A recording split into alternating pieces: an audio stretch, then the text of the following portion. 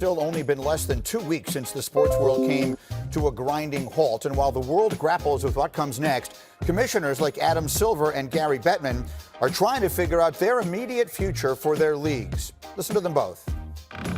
I'm optimistic by nature, and I want to believe that we're going to be able to salvage at least some portion of this season. I'd say, we've done new and creative things in the past. We experimented with this year's All-Star game with a unique ending.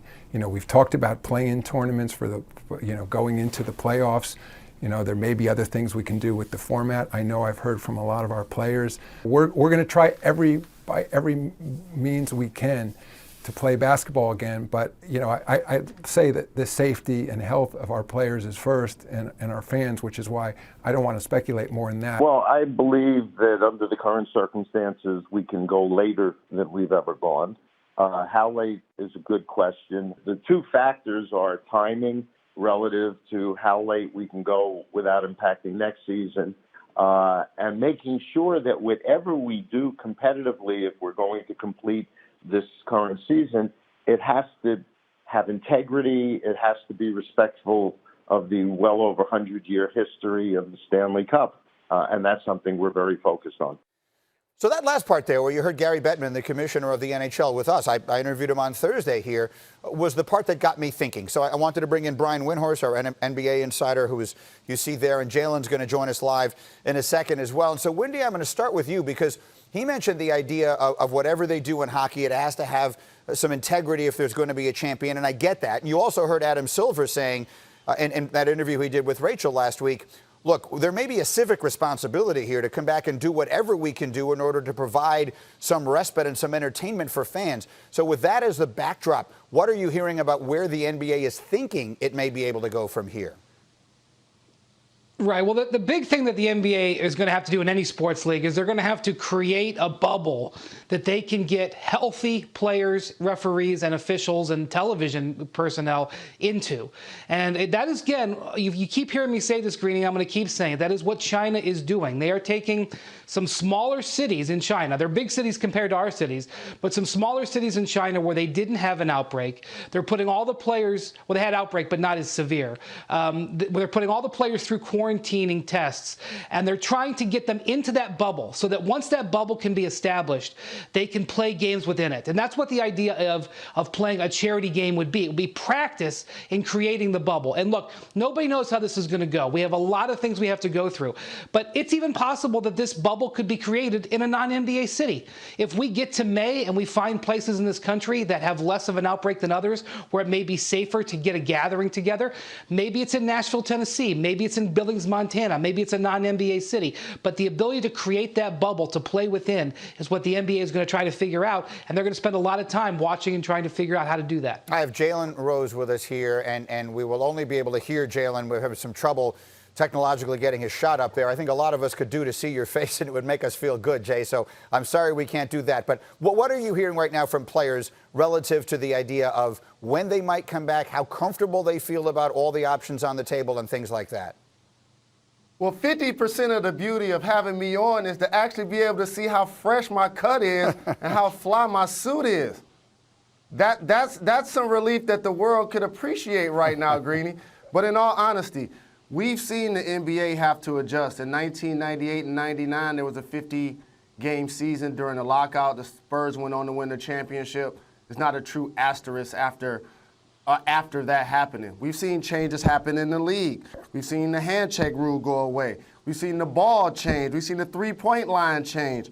And so I think this league is going to be very versatile and at the forefront of trying to do whatever it can to give basketball to the fans. And also, there's not much really to decide left in the NBA regular season except for the 8th spot in the Western Conference. So best case scenario, if you could get 5 games to see if Memphis can hold down the spot over the Pelicans in Portland, where they now have a 3.5-game lead, that's really all that's left to decide in the regular season. Otherwise, you play a couple of exhibition games and you get right to the playoffs. That was going to be my question. I asked Mark Teixeira this relative to baseball. I'll ask it to you. How long do you believe players would need to be back together and playing in order to get ready for what might constitute an actual playoffs, an actual postseason to decide a legitimate champion? 2 weeks. Training camp normally is a week, and it used to be where teams and players could practice twice a day.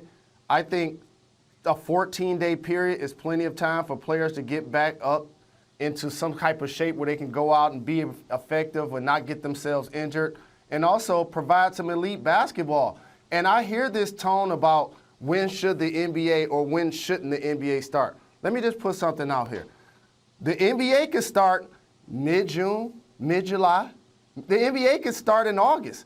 This idea that you can't play basketball in September because you don't want to compete with the NFL is absurd. Of course, the Shield is and it will remain something that is hallowed in American grounds. And don't get me wrong, I can't wait for the NFL season, but it's still the beginning of the year. If you got NBA playoffs happening in September, I think the enthusiasm for LeBron James and Kawhi Leonard will be just as excitable as Tom Brady playing with the Bucks. Could be. Now, Wendy, let me come back to you on that thought, because there are any number of different considerations here, which would include, if you were to play a season that went that long, when would you start the next one? For context, I will mention that the English Premier League, the soccer league, has announced they will finish this season in its entirety, no matter what happens, even if it means delaying the next season. That's something that obviously the leagues here may have to start giving some consideration to, because we have an offseason, you have free agency or whatever that's going to look like, you have a draft and whatever that's going to look like. So could they do that? And if so, would they be willing to push back the start of what would be then the next season? Well, the two giant things with the EPL, number one, they don't have a playoffs. Right. Their season is determined. Their champions determined within the season. The second thing is they'd have to give their TV money back if they don't play the games, whereas the NBA's is guaranteed. But there's a huge difference between what Gary Bettman said and what Adam Silver said. I agree with Jalen. I don't think they're worried about what would happen with the NBA calendar. I don't think they're worried about preserving the tradition of every champion before. I think they'll do whatever it takes and whatever it is on the calendar. And I don't think I would rule out September basketball at all. And finally, Jalen, I would ask you this, and I wish we could see your face when you answer it, because I think it's an important question. Now, you're a former player, and I know how seriously you take the responsibility as a celebrity and as being someone who provides something of value to people. Do you believe the league has a civic responsibility and the players have a responsibility, if and when they can safely, to come back in whatever form they can to provide some sort of entertainment for people who are going through extraordinary circumstances right now? I absolutely do. And that's the beauty of entertainment. And that's what comes with celebrity. We live in a country where we value that more so than people who have important jobs, in my opinion. For example, teachers. Look no further than how we pay for entertainment versus what teachers make to do their jobs of basically raising our kids 8 hours a day. And absolutely, the NFL, again, has been a marketing bonanza for the way that they've bottled those now 17 games and turned it into a great product for the masses. But there's nothing like the popularity of NBA players. Look no further than commercials, the Forbes list, social media. The popularity of the NBA player is so outstanding. To have them performing at an elite level to bring joy to fans, plus doing what they love, is a win-win for everybody involved. I agree. Again, no one should under any circumstances be expected to do anything that would jeopardize their own safety or health or anyone else's. But if there is any possibility of bringing this back in a way that is safe for everyone involved, I'd be hard-pressed to see anyone deciding that they didn't think they should do it. Jalen, Wendy, both, thank you very much, and we'll continue as we go here. We'll hear much more from you guys as we go. And I want to mention that tonight we have a special encore presentation of Deontay Wilder and Tyson Fury to relive the epic heavyweight rematch between the Bronze Bomber and the Gypsy King. It's 8 Eastern, 5 Pacific tonight on ESPN and the ESPN app. Wilder Fury 1 will start off the festivities tonight at 7. So there will be good sports action to watch this evening on ESPN. Coming up, I know things about Brady and Belichick. One of them is going to make it back to the Super Bowl. The other one isn't. What does Stephen A. think? We'll find out next. Get Up on ESPN.